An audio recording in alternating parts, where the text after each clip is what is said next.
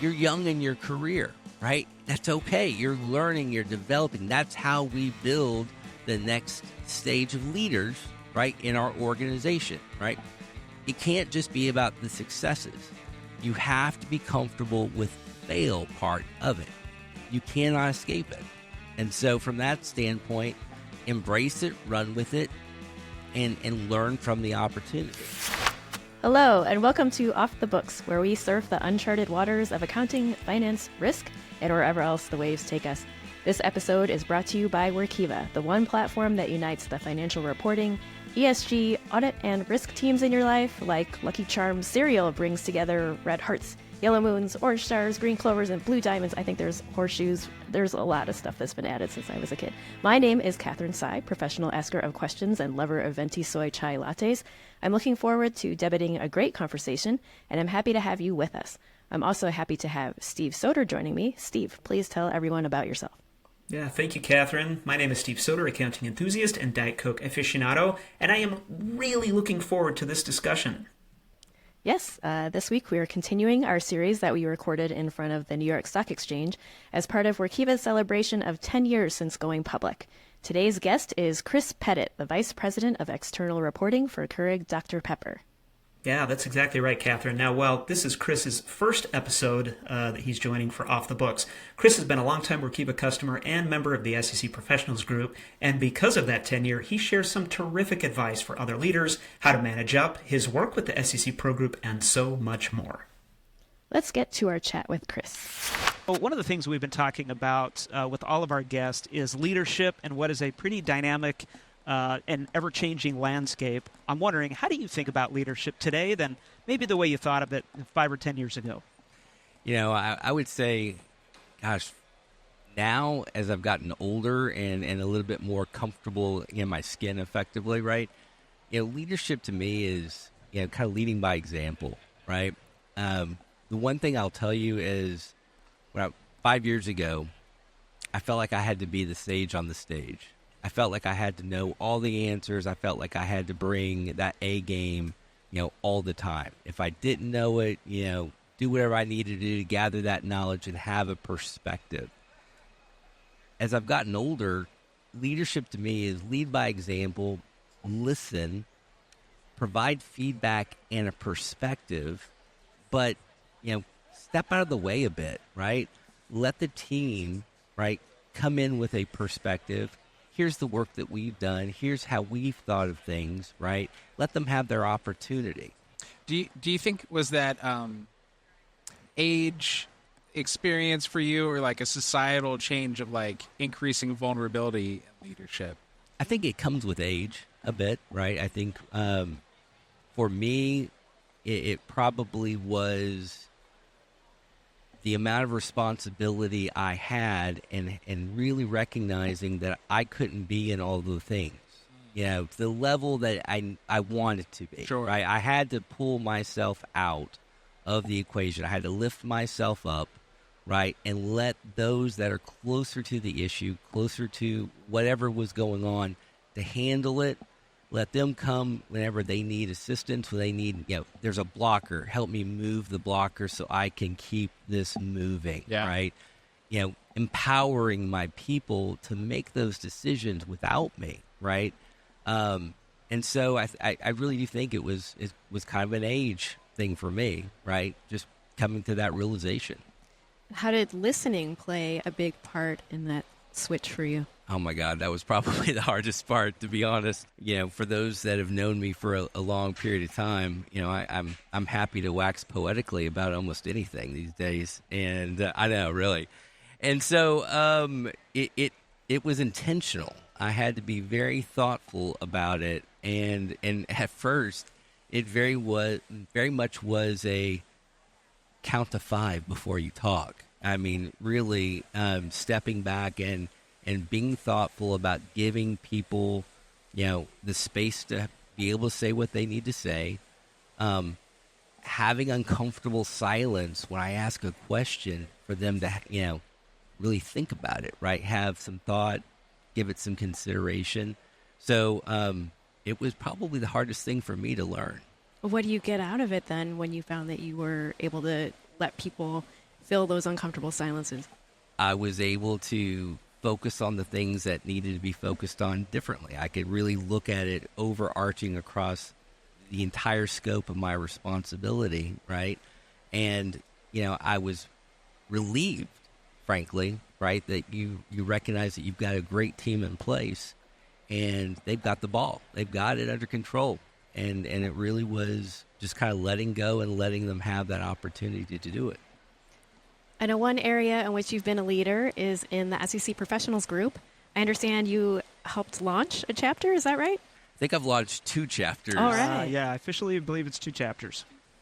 Well, Chris, what did that mean to you over the course of your career? And I would say for our listeners, that's how you and I originally got acquainted years ago through the SEC Pro Group. Of course, you were very active in Texas, me in Salt Lake City. I actually looked up to you quite a bit, actually, as a chapter leader, as a way to engage the chapters. I remember that frequently you would initiate surveys, for example, to collect really, really useful and fascinating data from the members. But let's tie together our conversation just now about leadership and maybe the SEC Pro Group.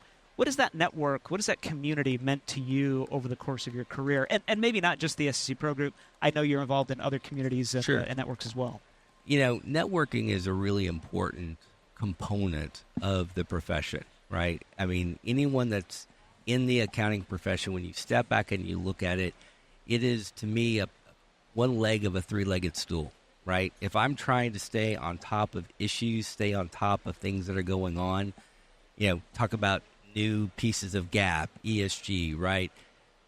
Knowing what your peers are going through, knowing some of the obstacles they may be encountering gives you, line of sight to things that maybe you wouldn't have seen otherwise. Listening to what they're going through. There's that listening again. Oh my goodness, I said it again. But hearing it from their perspective, really provides actionable data if you really step back and you think about it. And so if you're not networking, if you're not going to some group to kind of be engaged, I think you're missing out, really, honestly. And so to me, it was very important to build that community. I've been in my role with varying levels of different responsibility for almost 15 years, right? And there's a number of those contacts that I still reach out to get a perspective, to get an opinion, right? What are you encountering? And so it's very valuable, right? So I go back to, if you're not doing it, you're missing out. There's an opportunity there. That's one of the questions we've been asking people, too, is over time, how has your personal board of directors, if you will, changed over time? I would say not dramatically different. I've been really fortunate in my career to be at a number of stops for a long period of time. And the people that I've had the pleasure of working with also didn't have a whole dramatic change of jobs, other companies. And so from that standpoint, it's a lot of the same people that I interact day in, day out for the last 15 years. We're all grayer, but, it's relatively stayed the same. And honestly, I'm really fortunate for that. I had some struggles in the last year, and if it wasn't for some of those really long-standing relationships, I don't know if I would have gotten through some of the medical stuff I'd gone through recently. So I think for me, it was super helpful in that regard, from kind of that standing board of directors, if you will, group. I mean, it really hasn't changed. You must trust them. Oh, trust is key. Trust is huge. But again, I go back to, but all of them are great people. Yeah, absolutely. Is that something you would out of your way to cultivate throughout your career? Is that like sounding board of directors, or did that kind of occur naturally? I think it occurred naturally, but I think it was also my personality, right? Yeah. Like I really want to interact with people. That's my go-to. Like I don't want to be in a cube just pounding away on a keyboard. Like I really want to get up and interact with people. I think that's where you really kind of have an opportunity to build something. I mean, some of my most enjoyable opportunities is getting into, a 2 or 3 hour debate on accounting issues at a whiteboard with Now some you're of these talking. guys. I know, Now I know. you're talking. And that, some of the best conversations sometimes have come out of those debates, if you will, right? And the trust that comes with that, right? Because like, hey, we're trying to get to the best answer. We're really trying to focus it. Like, yeah, we can get into the minutia, but we really are trying to get to the same place. And it's funny, I have one individual that I'm thinking about specifically where people would sit there and walk by the room where we're having it, and they think we're in a knockout, drag-out fight. And it was just our personality, right? That's just the way we were wired. Well, you talk about being in a cube. Some of our listeners may go for months or even years at a time without seeing a cube, with so many people still working at home. Given kind of your desire to interact with people, and I realize that, coming out of COVID, hybrid and various relationships or working arrangements, rather, are different across companies. What strategies did you use to stay connected and to interact with people? And what advice would you share to those people who may still be at home but are still craving that kind of cube conversation or water cooler conversation, as they say? Yeah, I mean, the one thing I will tell you during COVID for me that was really important was if I was having, a team meeting or a one-on-one via WebEx or, some other provider, don't jump right into the meeting, right?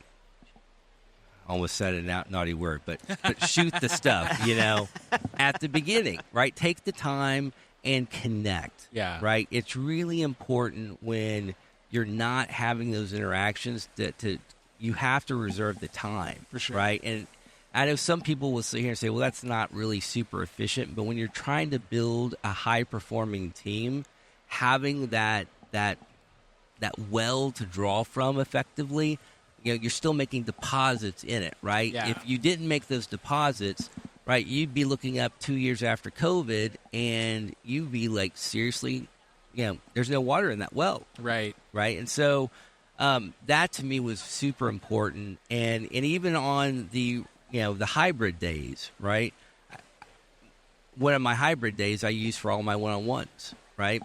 And so I'm doing it via, Microsoft Teams. Yeah. Hopefully that's okay to drop Microsoft Teams. That's all right. But, so part of those conversations is absolutely spending a little bit of time, checking in, seeing how you're doing personally, not worrying about the work piece of it, right? Connecting as people. Right. Because connection and efficiency aren't like...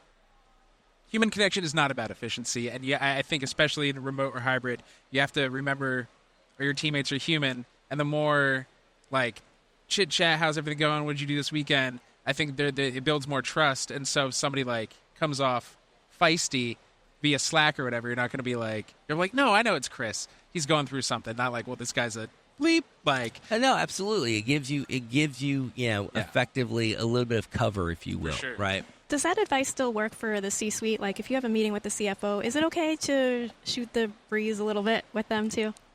I think you have to read the room. Each occasion is different. Okay. Right. And so, and you kind of take the lead from them, right? If they're feeling rushed, if they're feeling like, they need an answer, right? Back off, give them the answer, and call it a day. If, they initiate the shooting of the stuff, right? Then by all means, take advantage of it and go with that. But, I never try to, I don't want to ever be found to be ignoring the room, right? I want to make sure that I'm being thoughtful of their time, and if they're offering it up, taking advantage of it. If they're not, understanding that as well. A fancy accounting and finance honcho like you shouldn't be wasting time chasing data or copying and pasting numbers. No, use your fancy degree the way your parents always hoped you would. Workiva can help. Whether you're prepping or auditing annual reports or quarterly board presentations, you can use the Workiva platform to automate risky manual processes. Accelerate how you collect, report, and audit financial and non-financial data without sacrificing accuracy, so you can stand behind your story every time. Learn more at workiva.com/accounting. Or workiva.com/risk. or workiva.com/ESG.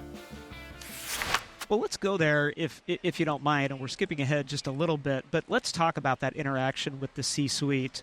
What advice would you share to maybe younger financial reporting or accounting and finance professionals who are finding themselves starting to kind of have, let's call it a limited seat at the table, starting to have a little bit of exposure to that dialogue?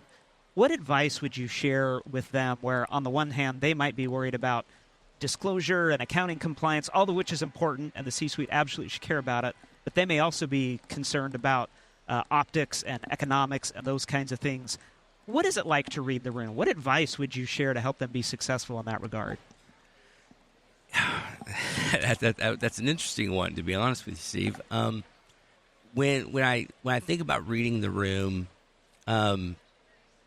it really is reading the cues, right? It's body language. It's are they getting flustered with a particular path that you're going down from a disclosure standpoint, right? It's all those different things, going in. But what I would tell younger folks, first off, is don't be afraid to do it.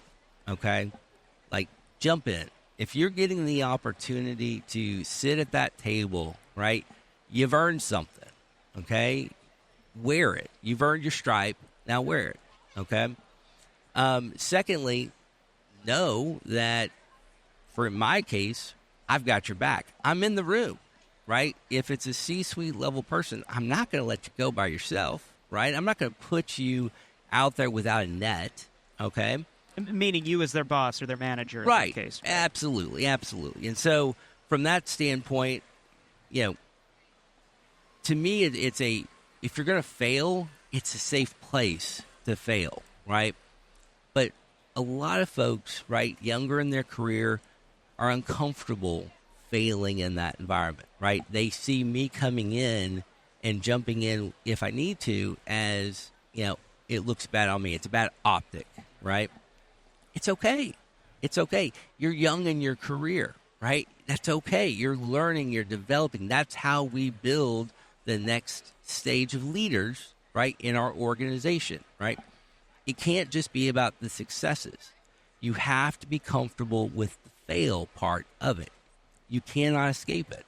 And so from that standpoint, embrace it, run with it, and learn from the opportunity. Which really speaks to, I think, your earlier advice about, hey, enable your team, remove the obstacles, but trust them. Put them in that, right? Put them in that position where maybe they can fail, but be there to, be the safety net to have their back, as it were. And I'll tell you, I mean, as I've aged, right, would I've offered that opportunity to have that seat at the table with a C-suite individual 7 years ago? Maybe not, right? Maybe I wanted that opportunity. Maybe I didn't want to share, okay? But as I've gotten older and I'm thinking about things like succession planning and building that next stage of leaders in my organization, that becomes a real thing. They need to know how to operate in that environment and have comfort to operate in that environment. What are you looking for in your next leader? So it's kind of funny. I'm gonna segue that just a little bit. I love it. And turn that question more into what am I looking for in the next group of accounting professionals, okay? And the reason why I say that is my oldest daughter is about to graduate with an accounting major here this year. In fact, Madison, when you hear this video, you should feel like I'm talking directly to you because you've heard this before. So from that standpoint, right, I will sit here and tell you it's really important to be curious, okay? And I think this is true of a leader. I think it's true of the accounting profession. If you're not curious, if you're not asking the next level question, right, you're not going to develop yourself, right? You're not going to turn in to that next leader, right? I think that's a very important aspect. Don't just accept the status quo. If you don't understand it, don't be afraid to ask, right? You have to put yourself out there and ask the question. I mentioned earlier about fear of failure, right? You can't be afraid to fail. You will fail. It's 100% a true statement. Steve has failed, so I know it's true. Everybody fails. Many times. And the best learnings come from failure, right? You have to embrace that mentality.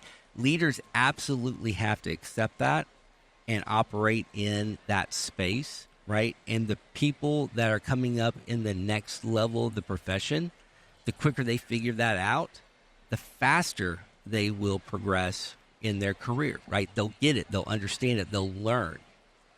A continuous improvement mindset, okay? Going in and recognizing that things do not stay status quo, right? We live in a dynamic environment, right? We work in a dynamic environment. Things change, right? So you always have to go in and look at process, technology, right? The way you've got your organization designed, right? Because at the end of the day, you have to continuously look for tweaking opportunities where you can improve process, take risk out, risk of error, all those types of things. And so if you don't come in with a continuous improvement mindset, which, by the way, when I talk about empowerment, that is a really great area to learn, in, right? Because, if you step back and you think about, when I think about continuous improvement, I'm talking about taking maybe a single process, right? And I'm really saying, hey, I'm going to go change these 5 aspects of the process. This isn't a financial transformation. This is a small, you might get involved with maybe 2 other business partners, it's very controlled, but you can focus on things like communication, change management, right? Working on transparency. All the things that you hear about when you think about big holistic changes, right? Big system implementations, right? Big org redesigns. That's a great place to practice those skills, right? And really develop them and hone them, so when you have a seat at the table for that big project, that big financial transformation, you've got some practice, right? You got some stuff that you can pull from when you're dealing with real issues that will, probably cross a lot of different groups within the organization. Speaking of change, what are some of the big changes that you're managing right now? My own. So we just went through a reorg at our company, and so expanded responsibility. So, trying to fill in the gaps where maybe I haven't had a lot of exposure in my career, and so I'm learning a lot of new things, and I embrace it. I want to learn as much as I can, because at the end of the day, as long as you're a avid learner and you continue to be a sponge and absorb that information, right, you're growing in your career, and that's a great thing. And that doesn't stop at 25 when you come out of college. I know it's probably a little younger than that, but at 25, some of us 25. Okay, some of us 25, and or even later in your career, right? So I think as long as you're learning, right, you're still very active in the profession in that regard. Chris, thank you so much for spending some of your afternoon with us. For our closing question, changing completely what we've been talking about, we're in New York City. Do you have a recommendation of best Texas? I don't know, best barbecue. Where do you eat? Where do you think everybody needs to check out when they're in New York? Oh boy, in New York, or we could just say in Texas. Where do you have to eat if you're visiting Texas? I'll tell you. Maybe I can turn this into a plug for some free barbecue, but Hutchins Barbecue in Collin County is a great place to go. It's ranked up there. Nice. But unfortunately, when you're talking about barbecue, a lot of the hill country barbecue joints get a lot of love. Sure. Lockhart, kind of region, just a little bit south of Austin. But if you're ever in DFW, Hutchins Barbecue is a great way to go. Excellent. Well, thank you for that, and thank you for everything. Absolutely. Thanks for having me. Chris Pettit, thanks so much for stopping by. We appreciate it. Appreciate it. Take care. Thank you again to Chris Pettit, and thank you, dear listener, for surfing along with us. I'm Catherine Tsai. You heard Steve Soter and Mike Gravagno, and this has been Off the Books presented by Workiva. We'll be back next week to conclude our New York Stock Exchange mini-series with Stacy Gilbert, Chief Accounting Officer at KeyBank. That's exactly right. Now, please subscribe, leave a review, and by golly, tell your buddies if you like the show. Now, if you're watching this on YouTube, please leave us a note in the comments. We would love to hear from you, or feel free to drop us a line at offthebooks@workiva.com. Surf's up, and we'll see you on the next wave.